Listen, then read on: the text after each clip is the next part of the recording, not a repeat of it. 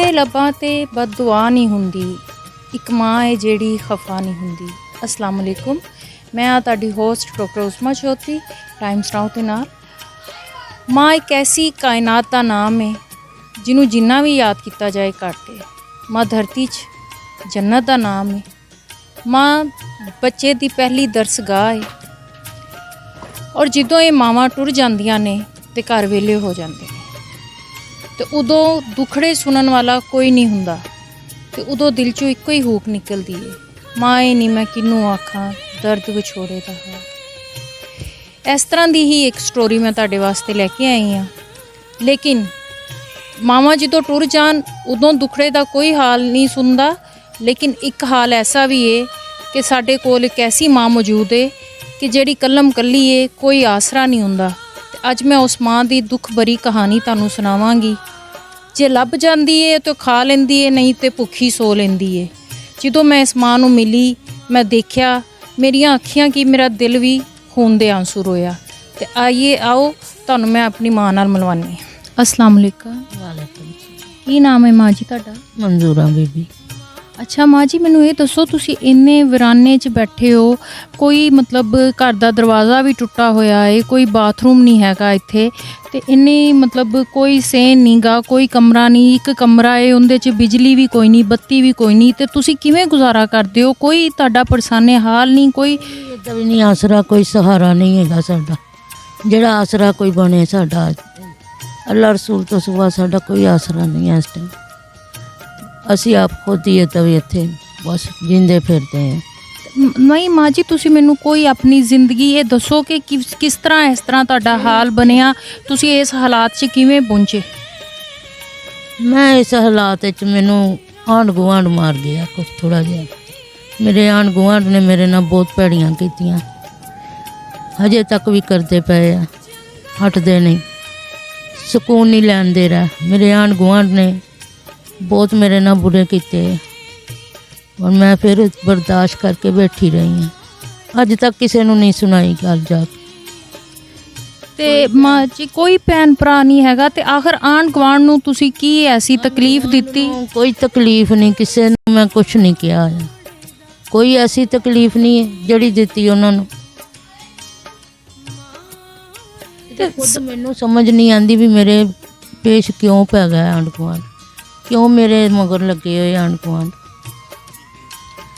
नहीं आंढ गुआंढ अपने हजूर दी ते हदीस है कि हमसाया तुहाडा सब तो पहले हकदार है ते दोस्त है।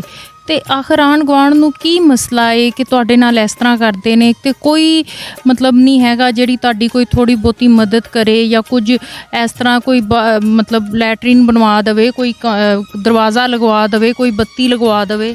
नहीं जी साडा आंढ गुआंढ इहो जिहा नहीं। साडा आंढ गुआंढ जिहड़ा ना वो कहंदे असीं इहदे कोलों खो के खा लईए, जिन्ना को मेरे नाल उन्हां ने कीता होया वा। सानूं लांदे सी बुरे रस्ते, मैं बुरे राही दे रस्ते नहीं लगी। उन्हां ने मैनूं लत्तां तो भी बहा दिता, मैनूं हर चीज़ तो बहाता, मेरा सारा कुछ चक लिया उन्हां ने, सारा कुछ बर्बाद किया उन्हां ने। एक बुराई दे रस्ते टुरन तो मैनूं कहा उन्होंने कहा तू बुराई के रस्ते चल, असी बुढ़ियां इदा भी नाल चलावांगे। मैं क्या नहीं मैं चलना बुढ़ियां दे नाल, नहीं इदा भी मैं चल सकती ते ना मैं चला सकनी बुढ़ियां अपने घर। उन्होंने कहा तू भी चलेंगी, तेरी धी भी चलेगी, ते अपना जे नहीं तू इदा भी काम करना तो तू इदा भी इथों चली जा, मकान छड़ के चली जा। मैं कहा ना मैं मकान छड्डना, मेरे बंदे दी मलकीयत है, ना मैं मकान छड्डना ना मैं बुराई दे रस्ते चलना। उन्होंने कहा ठीक है फिर इदा भी बुराई दे रस्ते नहीं चलना तो ठीक है, इदा भी फिर इदा भी तुहानूं इदा दे दा ही सही। फिर उन्होंने मेरा माँ जी मैनू ये दसो तुहाडे शोहर मतलब की होया, उन्होंने वो वफात पा गए ने?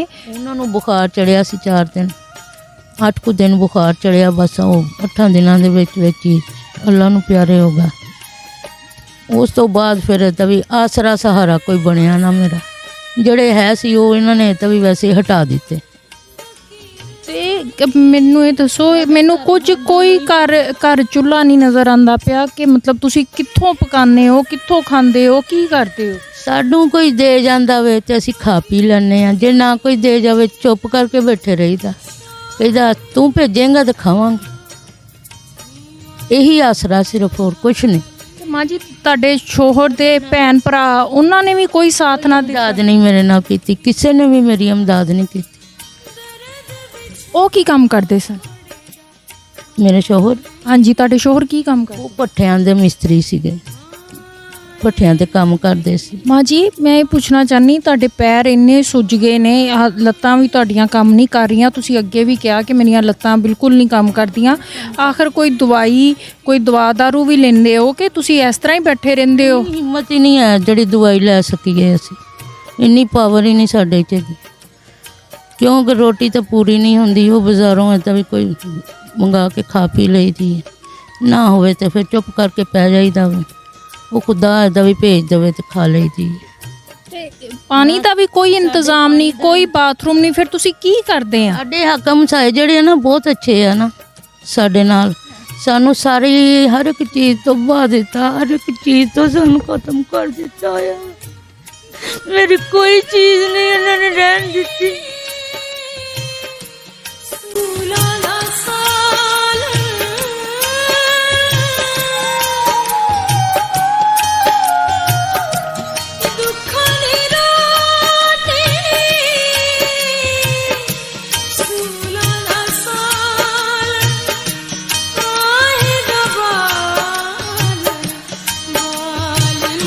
ਬਰਬਾਦੀਆਂ ਕੀਤੀਆਂ, 4 ਚੁਫੇਰਿਓਂ ਮੇਰੀ ਬਰਬਾਦੀ ਕੀਤੀ।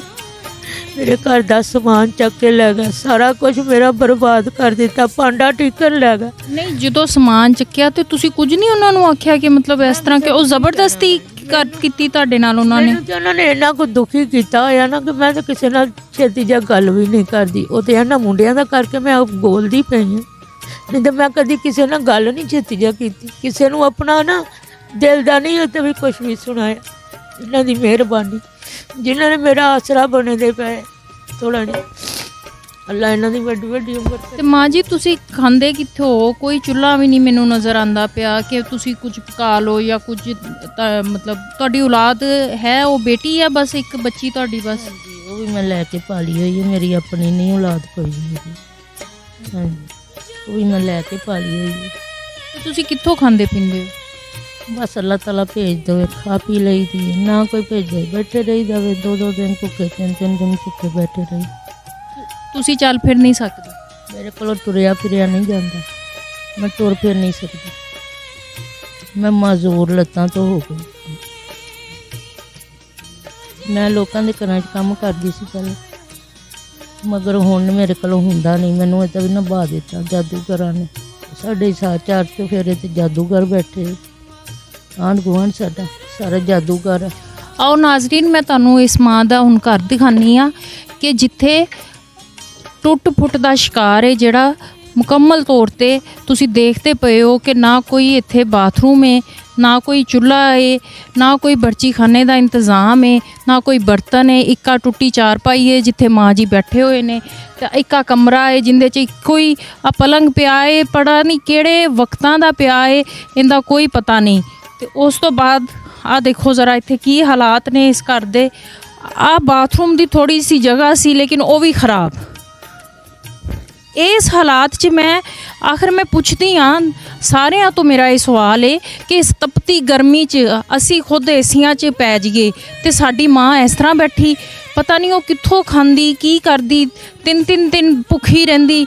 ਔਰ ਮਤਲਬ ਇਸ ਹਾਲਾਤ 'ਚ ਇਸ ਘਰ 'ਚ ਜਿਵੇਂ ਟੁੱਟੇ ਘਰ 'ਚ ਗੁਜ਼ਾਰਾ ਕਰਦੀ ਪਈ ਆ, ਉਹ ਕਿਵੇਂ ਮਤਲਬ ਰਹਿ ਰਹੀ ਆ? ਇਹ ਮਾਂ ਉਹ ਮਾਂ ਜਿਹੜਾ ਕਦੀ ਸ਼ਾਇਰ ਜਿਵੇਂ ਕਹਿੰਦਾ ਏ ਕਿ ਇੱਕ ਮੁੱਦਤ ਹੋਈ ਸੋਈ ਨਹੀਂ ਮੇਰੀ ਮਾਂ।